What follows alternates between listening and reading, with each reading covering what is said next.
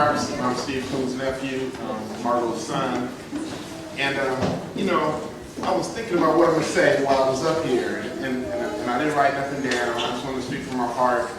And for me, I know today is a day to show your appreciation for Steve Coon, but my appreciation started a long time ago. I mean, every time he called me, I appreciated it. Every time he picked me up, I appreciated it. Every time we went to an Aztec game, I appreciated it, And for me, he showed me what a real man's supposed to be. Along with other people in this room, a lot of people in this room, they showed me, what a real man's supposed to be, what a real family's supposed to be. He was committed to family, to his friends, to his children, to his nieces and nephews. And all of us here are like a big family because of him. You see the love in this room. And it's not like, there's not people here that I never met. Everybody here, we've all hung out together. We all watched the fight, we all went to a game, went to poetry, went to dinner, and, it's easy to be sad when somebody passes away, but for me, I could just remember all the good things, and I could really appreciate the way that he lived his life. He loved food. He would say, "Oh, let's go out to this restaurant," And we would go out to eat. He would go. He loved sports. Loved his family. And like Bashi said, he would befriend anyone. And he would befriend anyone just because that's just who he was. He didn't want nothing from you. He didn't want to give you nothing but his friendship, his companionship, and I just never met somebody so giving. He would give and give and give. Times when he didn't have anything, he would give. He would make you give to people he was giving. You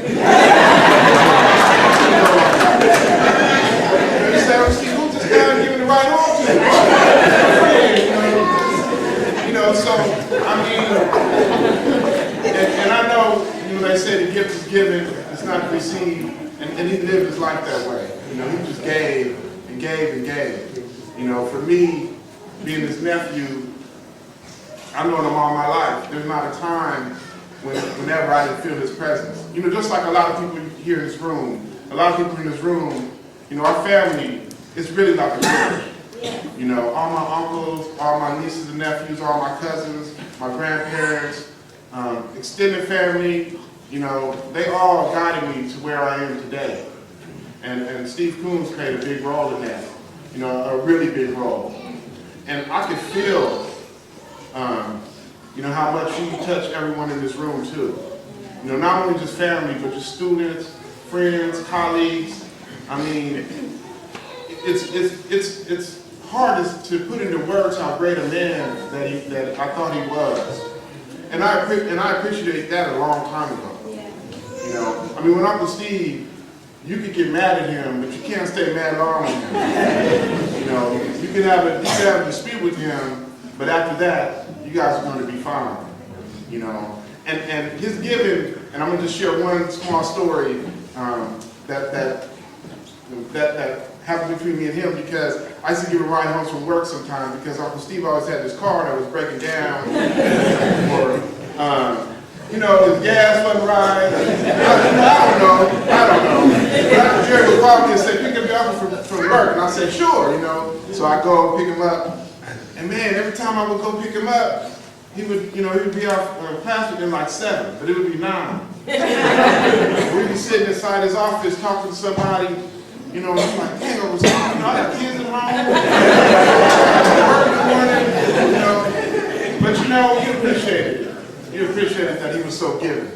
And I'm going to thank everybody for being here, to showing your appreciation for him, because he's truly a great man, truly a great father, great grandfather, a great uncle, a great friend, a great master teacher, coach. Like they were talking about earlier, he would take teams that basically nobody wanted. I was talking to him about a week before he passed, and we were talking about some old baseball teams that he had. And he said that he went through the draft for baseball, And there were kids and nobody wanted them, and he got them on his team. And he found out these kids were really good players. And they won the championship. And I said, that's just like Uncle Stevie, you know, he would take something and make something out of nothing. You know, I mean, something out of nothing. We would go to the Aztec game with $5 in our pocket, sitting up in the nosebleed seats, you know, and somehow we had this really great night. You know, we didn't have nothing. But we would end up somewhere in a park, drinking beer, at night, you know, everybody looking for us. We always had a good time. And it wasn't about money, it wasn't about where we were going, you know, it was his spirit. You know, and I know, you know, for a fact that all of us have been touched by him. And, you know, we're better people because of it. I know that I am. You know, and I'm just thankful that we can celebrate his life in this way. You know, I try not to be sad. I try to be happy because I know he was a happy person. This is a person, man, I never really even seen, you know, be upset. You know, as far as the circumstances that were happening in his life. You know, when things went bad for him, what he did is he circled his family around him and hugged him tight. You know, he would pick up a book and read a book. You know, he'd immerse himself in study. Because, you know, that was his coping mechanism. And he wasn't real material, you know, but at the same time, you know, he made you appreciate travel, appreciate learning, appreciate fine food, you know, art. You know, he was just really a Renaissance man. So I want to say a tribute to him. You know, I'm so blessed for him to be a part of my life. You know, for all of you out here, for me being up here and saying these words, all the people that I love and I care about, you know, I'm just so grateful that we're all here together. And it's for a good situation, you know, for Uncle Stevie to celebrate his life. And, you know, I just think, and I'm honored to be here and talk about my time with him.